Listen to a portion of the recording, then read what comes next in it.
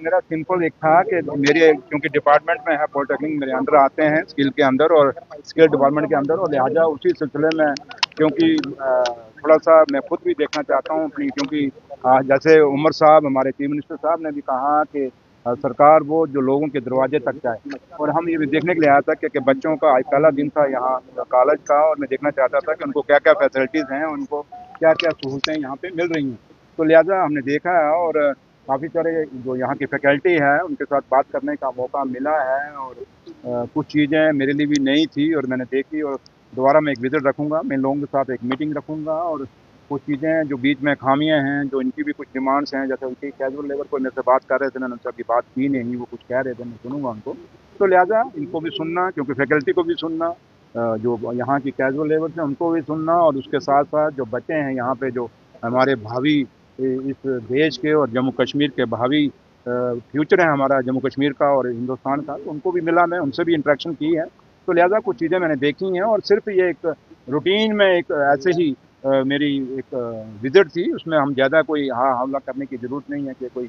ऐसा था, कोई छापा था या कुछ नहीं, ऐसा कोई छापा वापा नहीं है, सिर्फ रूटीन थी। मैंने पहले ही ऑलरेडी इनको कन्वेड था कि मैंने आना है। इसका कहना है कि अगर हमारे कॉलेज में किसी चीज़ की कमी है या फिर अगर आपको कोई प्रॉब्लम आती है, अगर इन केस कोई फैकल्टी मेंबर, मैं सारों का नहीं कहता, कुछ फैकल्टी मेंबर होते हैं और हर चीज़ हर समाज में होते हैं, हर सोसाइटी में होते हैं, कुछ थोड़े से लटरमस्त होते हैं। तो अगर कोई ऐसा कोई फैकल्टी मेंबर या कोई आदमी आपको या कोई यहाँ की जो एडमिनिस्ट्रेशन है उनकी तरफ से आपको कुछ ज़्यादा सहूलतें नहीं दी जाती, हमसे दी सरकार की तरफ से आती हैं, बट नीचे स्टूडेंट तक नहीं पहुँचती, या उनको अच्छी केयर नहीं होती, या अच्छी पढ़ाई नहीं होती, या उनके जो यहाँ पे लेबॉर्ट्रीज़ जो मैंने देखी हैं, बड़ी अच्छी लेबॉर्ट्रीज़ हैं और वेल फर्निश्ड लेबॉर्ट्रीज़ हैं। तो मैंने उनको कहा है कि आप मेरे से डायरेक्ट आ सकते हैं, और ये ज़रूरी नहीं कि आप मुझे नाम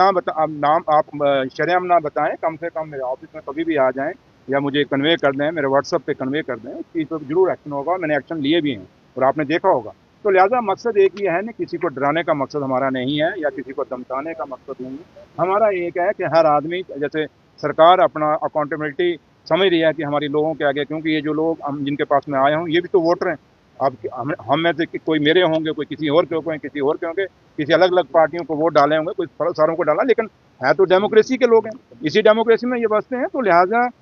इनकी भी सुनना जरूरी है और इनको भी सुना और सब कुछ है, लेकिन अल्टीमेट यही है कि अकाउंटेबिलिटी फिक्स करना। अगर सरकार की अकाउंटेबिलिटी है तो ये जो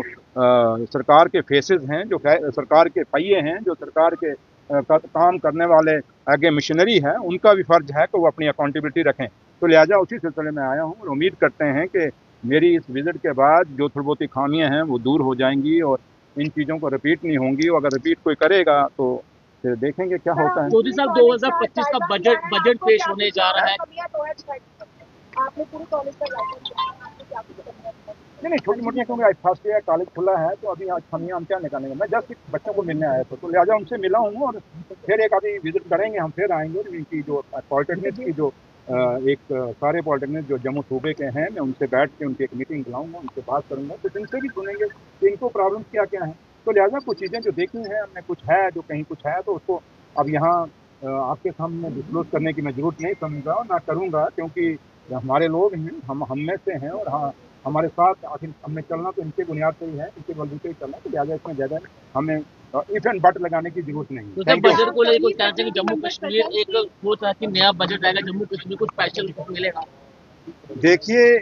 जहाँ तक बजट का है, हम उम्मीद करते हैं कि जम्मू कश्मीर की सरकार चुनी हुई लोगों की सरकार है। ये सरकार को जो बजट के वहाँ से कोई पैसा मिलेगा वो सरकार को नहीं मिलेगा, वो लोगों को मिलेगा। और लोग हमारे लिए जितने इम्पोर्टेंट हैं वो उनके लिए भी इम्पोर्टेंट हैं, जिनकी आज सरकार दिल्ली के अंदर है, जो यहाँ पे नुमाइंदगी की बात करते हैं। तो लिहाजा उम्मीद करते हैं कि जम्मू कश्मीर के काफ़ी सारे इशूज़ हैं, जैसे डेली वेजर को रेगुलाइज करना है, SPOs के लिए वहाँ पे है, उसके बाद हमारे टूरिज़्म को बढ़ावा देना है, और उसके साथ साथ जो हमारी इंडस्ट्रीज़ हैं, जो आज हमारी इंडस्ट्री जम्मू कश्मीर के लोग जो यहाँ के रहने वाले हैं उनकी इंडस्ट्रीज़ ख़त्म हो रही हैं और बाहर के लोगों को हमने इन 10 सालों में प्रायोरिटी दी है। और मेरे आने के बाद मेरे लीडर और जम्मू कश्मीर के मुख्यमंत्री उमर अब्दुल्ला साहब ने साफ कहा कि बाहर के लोग आएंगे तो पहले हमें ये बताएंगे कि हमारे लोगों को, हमारे बच्चों को नौकरियाँ कितनी देंगे, क्योंकि हमारे बच्चों को अगर रोजगार नहीं मिलेगा तो ऐसी इंडस्ट्री हमें नहीं चाहिए। हमें ऐसी ठेकेदारी भी नहीं चाहिए जो हमारे बच्चों को यहाँ पे आके नौकरियाँ ना दे। तो इसलिए हम साफ हैं, ये नहीं कि जो हिंदुस्तान हम सबका है, लेकिन इसका मतलब नहीं कि बाहर के लोग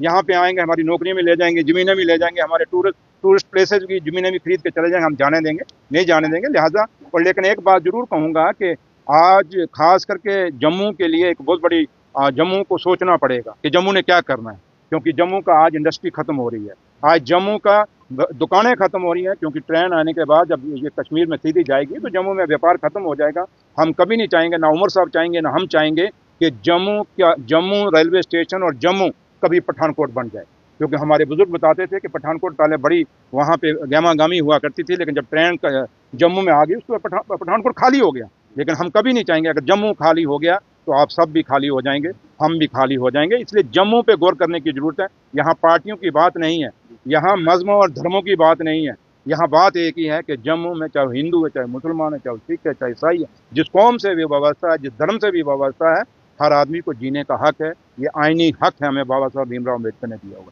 तो लिहाजा में हम उम्मीद करेंगे कि जम्मू को दिल्ली का जब बजट आएगा, जम्मू ओवरऑल जम्मू कश्मीर के नज़रिए से बजट देंगे, लेकिन जम्मू के लिए भी पूरे का पूरा ऐसा बंदोबस्त करेंगे जिससे जम्मू की ना हमारी इंडस्ट्री खत्म हो, ना जम्मू के हमारा व्यापार खत्म हो, ना जम्मू का बेरोजगार बचा उसको रोजगार मिल जाए।